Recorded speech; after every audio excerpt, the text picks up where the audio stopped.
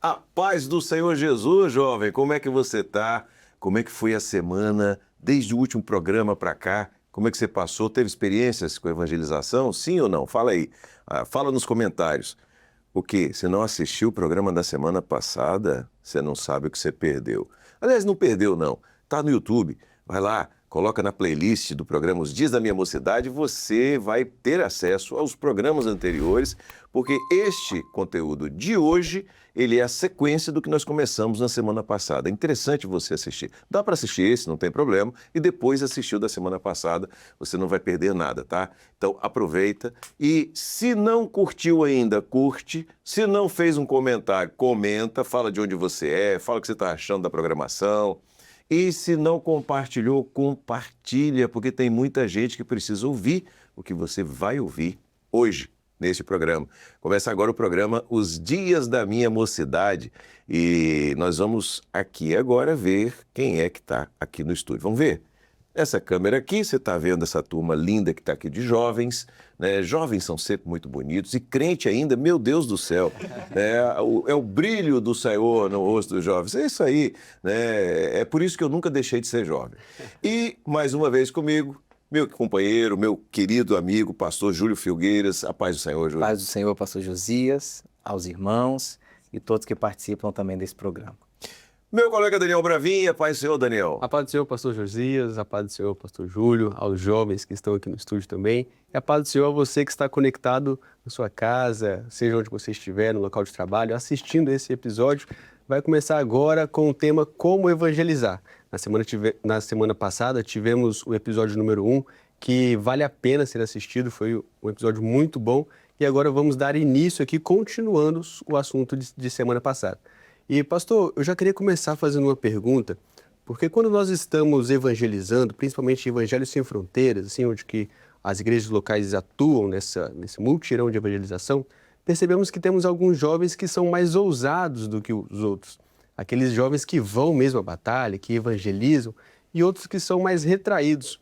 Apenas aqueles jovens ali que foram chamados para evangelizar, ou todos têm esse chamado para evangelizar? Bem, a paz do Senhor, Daniel. O chamado para evangelização é para todos. Todos aqueles que aceitaram Jesus como seu Salvador têm a missão de ir por todo mundo e pregar o Evangelho. Então, a missão de evangelizar não são só de alguns jovens, não são só dos pastores, é de todos. Agora, nós temos as nossas diferenças. Alguns têm mais facilidade em se comunicar, outros têm menos. Alguns já têm, por exemplo, mais desenvoltura nas redes sociais do que outros, certo? Então, o Senhor usa cada um como Ele quer e da maneira com que o Espírito Santo vai mover e vai preparar aquela situação. Demos um exemplo, inclusive, no programa anterior, de uma mulher que não falou nada, mas o ato dela, aquilo que ela fez aos pés do Senhor Jesus, teve um significado e transmitiu uma mensagem. Então, nesse trabalho do Evangelho Sem Fronteiras, por exemplo, os jovens se reúnem antes de ir para as ruas, para orar, para buscar o Senhor, para buscar os dons espirituais, o que o Senhor está revelando sobre as pessoas que eles vão encontrar.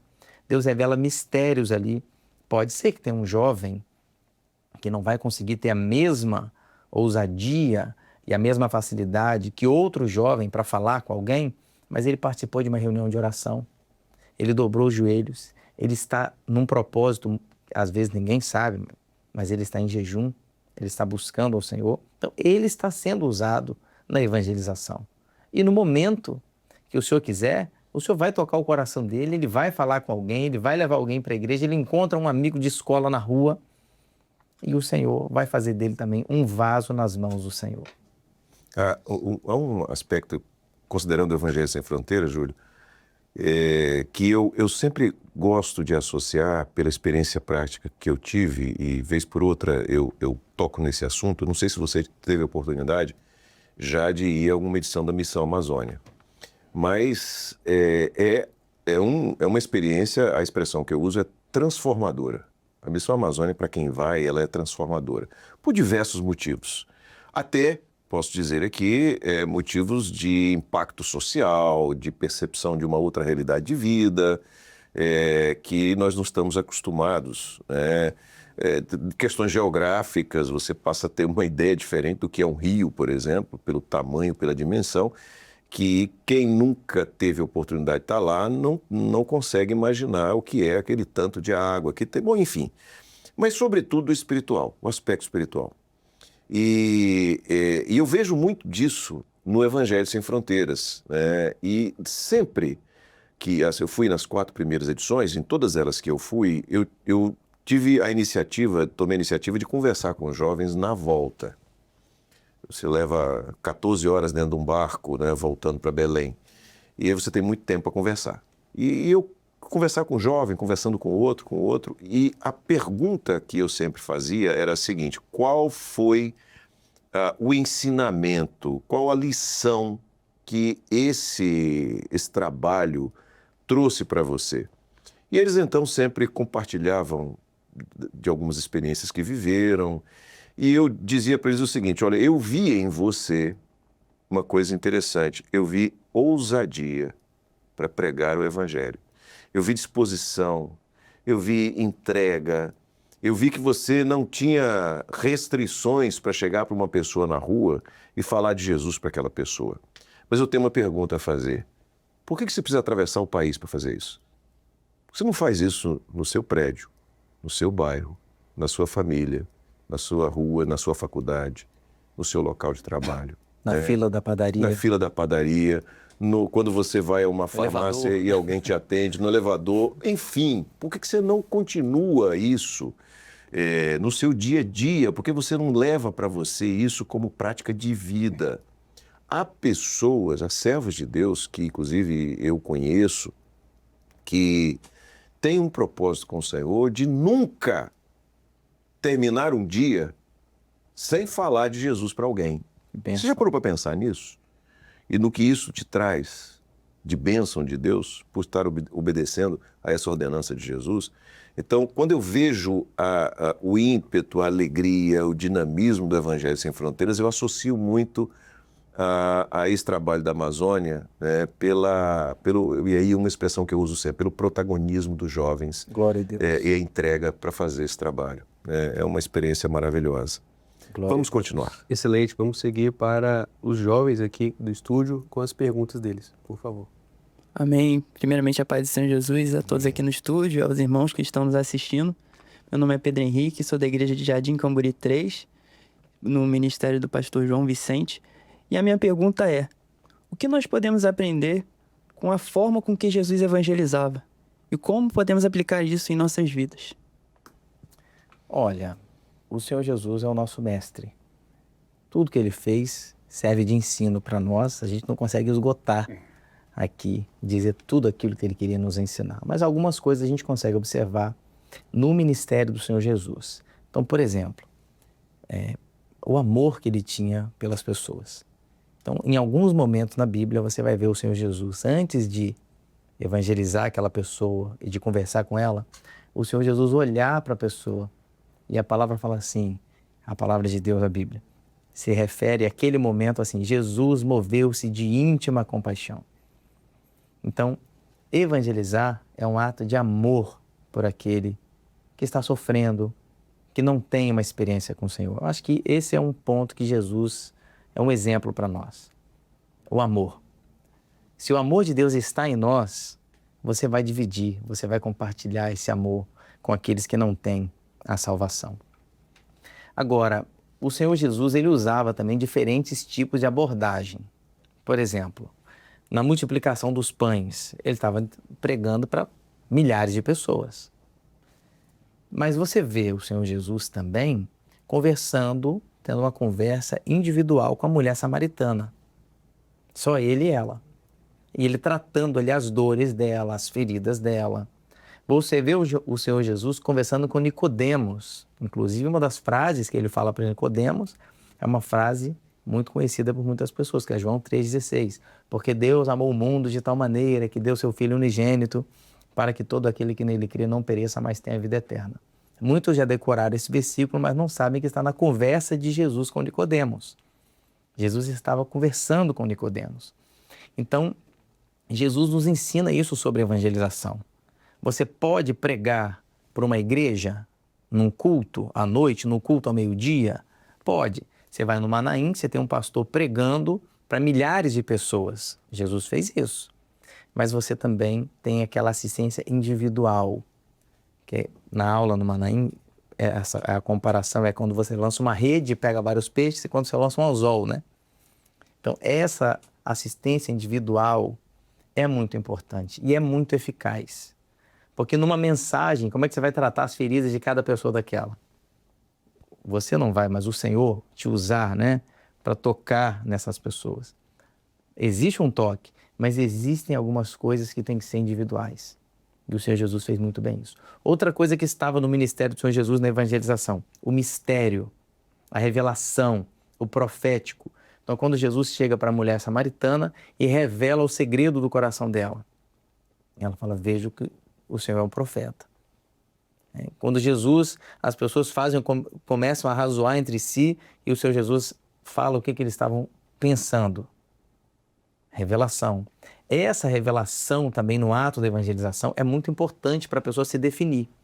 Onde é que a gente vive essa experiência? No corpo. Você convida um amigo para ir na igreja, ele chega no culto e a pessoa entrega um dom espiritual lá na frente, o pastor, o obreiro que está conduzindo o culto. O Senhor revelou que entrou aqui uma pessoa que está passando por isso.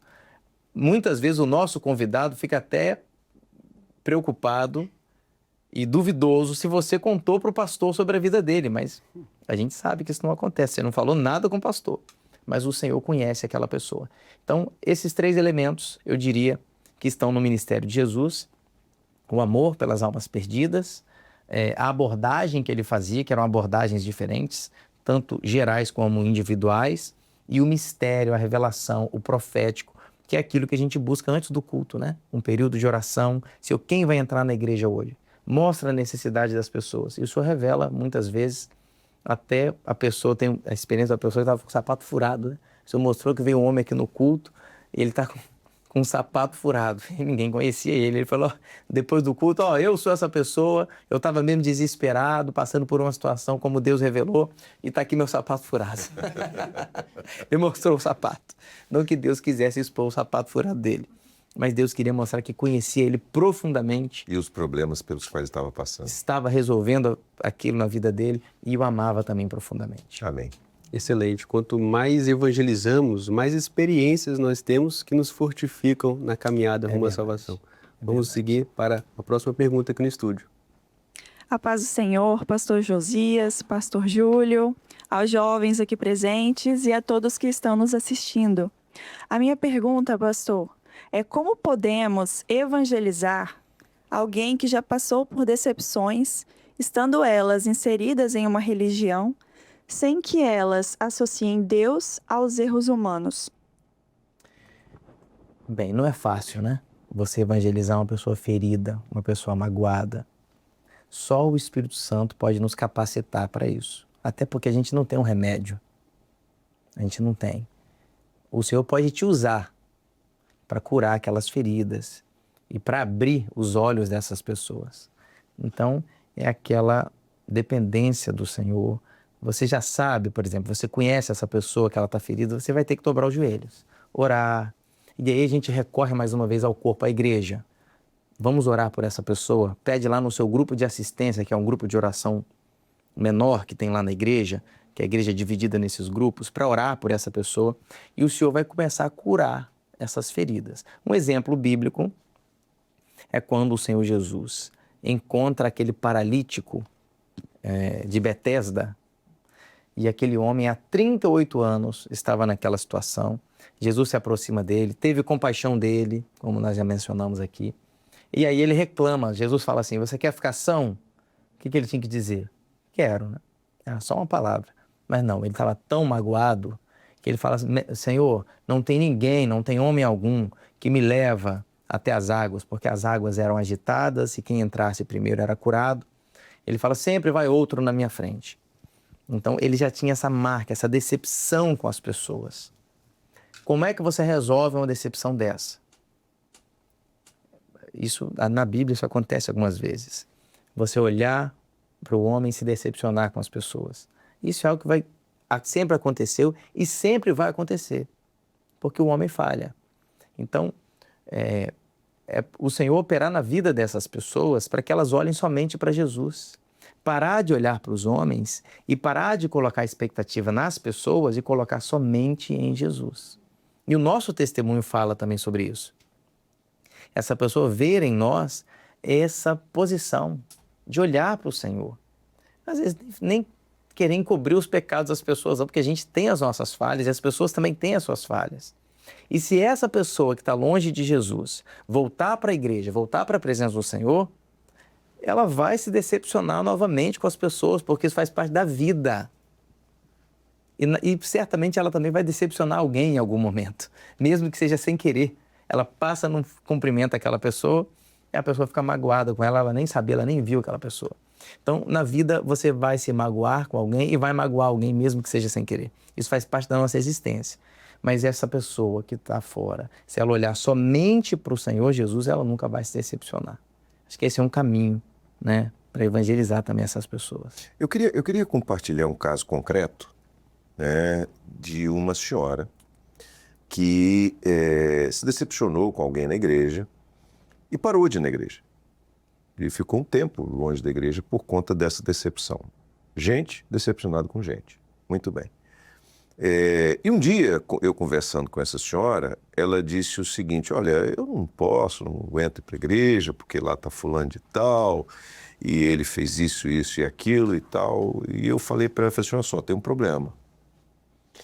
É que se ele estiver buscando a salvação dele, se ele estiver aos pés do Senhor, pedindo perdão até pelo que ele não sabe que fez, ou pelo que ele sabe, mas ele está aos pés do Senhor, ele, que é o ruim, vai para o céu, e você não. Aquela senhora, ela parou, olhou para mim, baixou a cabeça, não continuou com o assunto e voltou para a presença do Senhor. Glória a Jesus. Já pensou, você que é a pessoa boa do problema, atingida, a vítima do problema, você não vai para o céu. E ele vai, porque ele está pedindo misericórdia ao Senhor todo dia, ele está lutando pela salvação e você abandonou a sua salvação. Então esse é um aspecto que pode ser abordado no que diz respeito ao seguinte: você vai deixar que o homem atrapalhe, tire a maior bênção que o homem pode receber, que você pode receber, que é a salvação em Cristo Jesus. O homem vai atrapalhar isso, vai entrar no meio, vai interromper isso, né? Agora, há um aspecto da pergunta que você fez que diz respeito à experiência religiosa. Isso por si só já é decepcionante, né? Porque você viver religião por religião, a hora que você precisa da operação de Deus, você não tem. Então você tem duas situações aí que foram abordadas: a experiência religiosa e a insatisfação, a frustração, a decepção com o homem. E o que é uma bênção desta obra é que as experiências que nós temos, elas são verdadeiras com Deus. Glória a Então Deus. você já tem uma porta que você Aleluia. abre de dizer: olha, tudo bem, você teve um problema, isso acontece, é o que o pastor Júlio colocou aqui, é coisa de gente. Você quer conhecer Deus? Não é religião. Você quer ter uma experiência com Deus, de verdade? Vem comigo.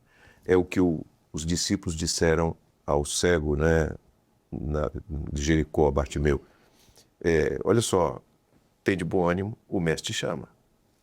Vem cá. Você só vem comigo. Eu vou te colocar na frente dele.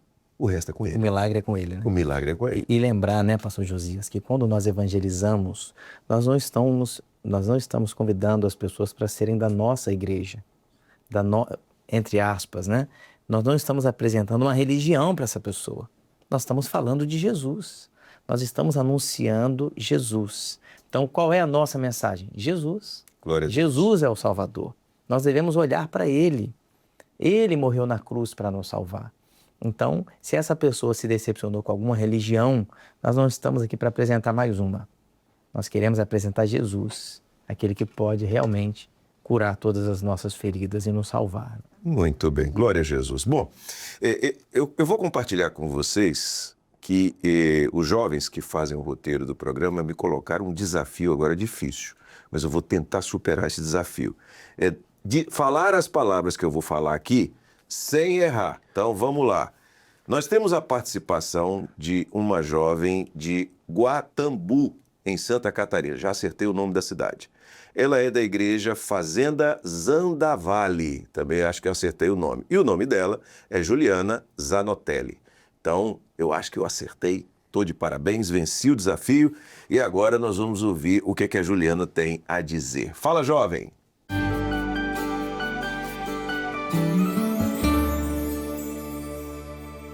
A paz do Senhor Jesus, irmãos, meu nome é Juliana, sou da Igreja Fazenda Zandavali, no município de Guatambu, estado de Santa Catarina, ministério do pastor Jair Nascimento.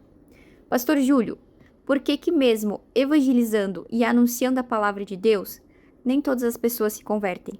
Glória a Jesus, obrigado, Juliana, por sua participação. Um grande abraço aos irmãos aí do estado de Santa Catarina. E eu vou dizer de novo o nome da cidade, Guatambu, em Santa Catarina. Um abraço para vocês. Júlio, a gente evangeliza e a pessoa não se converte. O que está acontecendo? A verdade é que nós não temos garantia nenhuma, quando nós evangelizamos, que essa pessoa vai se converter. Você tem, por exemplo, a parábola do semeador. A semente caiu entre os espinhos, a semente caiu à beira do caminho, ela caiu entre os pedregais e ela caiu em boa terra. Não foram todas que germinaram e prosperaram. Então, a tarefa de salvar, de convencer, de operar é do Senhor. A nossa função é evangelizar. O Senhor disse, ide por todo mundo pregar meu evangelho a toda criatura. Essa é a nossa missão. Se a pessoa vai se converter ou não, já não é com a gente. É uma escolha daquela pessoa, ela vai ter o livre-arbítrio dela. E quem vai operar o convencimento é o Espírito Santo, que convence o homem do pecado, da justiça e do juízo. Eu vou contar uma experiência que aconteceu em uma evangelização para o culto ao meio-dia. Algumas das nossas igrejas têm culto ao meio-dia, em alguns locais comerciais, um culto rápido de 20 minutos. E um irmão, um diácono, foi lá para a calçada da igreja entregar o convite para o culto ao meio-dia. Isso foi numa igreja em Vila Velha, aqui no Espírito Santo. E ele convidou um homem para o culto ao meio-dia, eles sozinhos ali, entregando o convite, e esse homem entrou na igreja. Ele só fez isso. Entregou o convite e chamou para o culto ao meio-dia. Essa foi a parte dele. Lançou a semente. O homem participou do culto. Quando terminou o culto, esse diácono e mais um outro diácono foram orar por ele.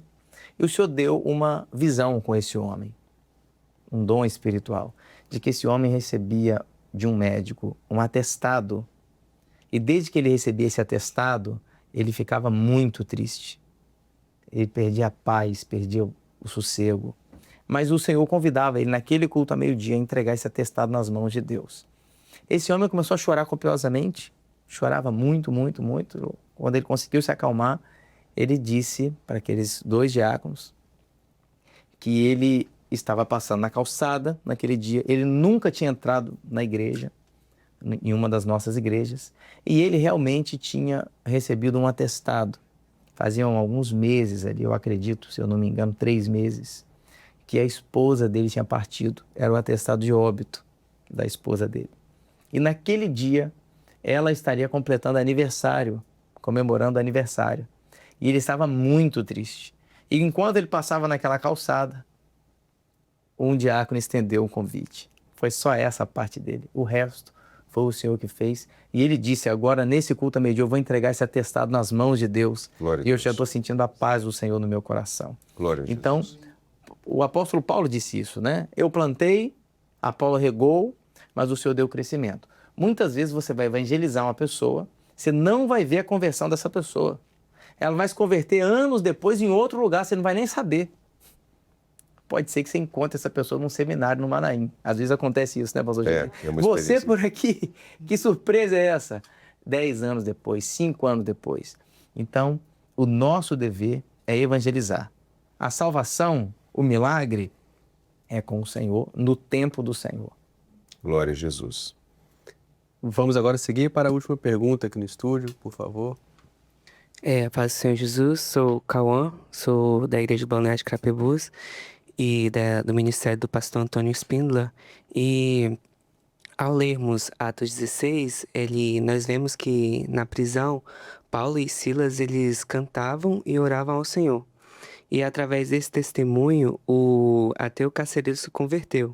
E minha pergunta é, mesmo quando nós passamos momentos difíceis, como esse momento pode se tornar um testemunho para outras pessoas? Esse é um tema importante, ligado à evangelização, porque algumas pessoas pensam que a gente só evangeliza quando a gente está bem, né?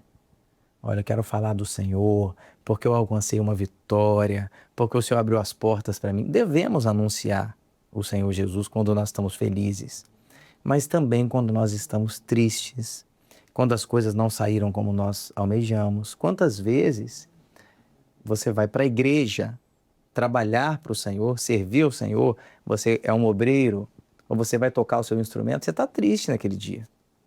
Você foi mandado embora do seu emprego. Você está como Paulo e Silas na prisão, tomaram uma surra, foram parar naquela prisão. Eles queriam ir para outro lugar, o Senhor que mandou ir para aquele lugar lá. Eles podiam estar questionando o Senhor. E se você voltar um pouquinho nessa história, eles estavam buscando um lugar para orar. Queriam orar na beira de um rio, um lugar tranquilo, não conseguiram. O único lugar que eles conseguiram parar era dentro da prisão, açoitados, machucados, mas eles cumpriram o propósito deles. Então, se é aqui, eu vou orar aqui e vou louvar o Senhor aqui. Então, esse testemunho, todos os presos ouviram isso. E Paulo chega em outro momento do ministério dele, ele fala, ninguém me inquiete, porque eu trago no meu corpo as marcas de Cristo. Ou seja, tudo que eu passei por amar ao Senhor, ninguém me inquiete mais, porque alguns duvidavam, né? Será que esse homem se converteu mesmo? Ele era perseguidor da igreja? Ninguém me inquiete mais. Está mais que provado. Eu amo o Senhor, eu sofro por Ele, eu passo por situações difíceis, mas eu não nego a minha fé. Então, ninguém me inquiete mais. Então, esse testemunho, quando nós estamos tristes e passando por sofrimento, isso toca também o coração de algumas pessoas. E para confirmar, o Senhor manda o terremoto.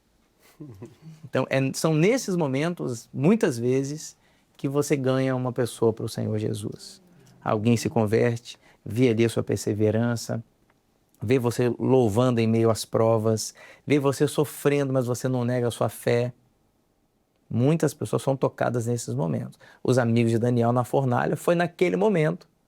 Não foi na hora que eles estavam muito bem. Foi naquele momento da fornalha que o Senhor se revelou ao rei, que falou, olha, eu estou vendo mais um aqui. Quando Daniel foi para a cova dos leões, foi nesse momento de sofrimento, de medo, certamente, de pavor, que o Senhor se revelou a ele, e o rei mandou cartas para todas as províncias, dizendo que o Deus de Daniel era o Deus verdadeiro. Então, quando nós somos provados, vamos usar isso também para a glorificação do nome do Senhor e para a salvação de muitas vidas. O próprio ato, né, de colocar diante do Senhor, eu me lembro de uma vez que eu ouvi uma mensagem de um pastor, eu ainda muito jovem, que às vezes as pessoas têm excesso de paz. E excesso de paz deixa a gente muito à vontade. Então, às vezes, no momento da luta é que você está chorando, está aos pés do Senhor, está pagando um preço e isso te edifica e te dá mais poder para testemunhar, mais condição, né, de falar de Jesus e de viver uma experiência verdadeira de fé. Glória a Deus. Isso é maravilhoso. Bom, a gente está caminhando para o final, né? O ruim desse programa, Júlia, é que ele tem que acabar. É verdade. Né? É a única coisa ruim dele. E eu quero mandar um abraço aqui para Rebeca Nogueira. Rebeca Nogueira, ela comentou, né, em um dos programas anteriores, a equipe de produção pensou esse comentário e eu vou compartilhar com você que está assistindo. Ela diz o seguinte: a paz do Senhor Jesus Cristo, uma bênção este programa. Glorificamos a Deus por tantos ensinos que o Senhor tem nos dado para que possamos continuar firmes em sua presença. E ela diz que ela é de Manaus, no estado do Amazonas. Eu falei sobre a Missão Amazônia, está aí alguém que sabe do que eu estou falando. É a Rebeca Nogueira, lá de Manaus. Um abraço, Rebeca, para você e para todos os nossos irmãos aí em Manaus. Bom, Chegando ao final do programa, primeiro quero agradecer ao pastor Júlio Filgueiras por estar conosco aqui. Uma alegria, uma honra. Eu acho, Júlio, que entre nós dois aqui você está mais em casa do que eu, porque você é bem mais jovem, mas volte sempre. É sempre muito bom te receber. A paz do Senhor. Amém. Paz do Senhor, pastor Josias, a todos os irmãos. É uma alegria também estar aqui em torno da palavra do Senhor, né? Isso é maravilhoso. Centro, o Senhor Jesus, a evangelização. Isso é maravilhoso.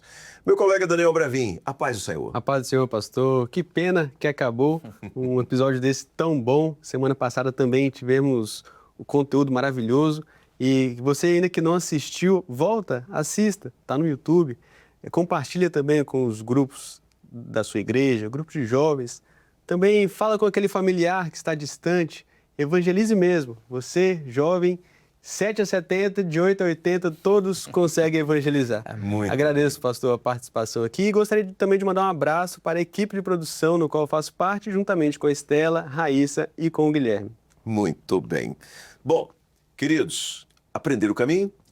Voltem sempre. A casa é de vocês. Uma alegria receber vocês aqui.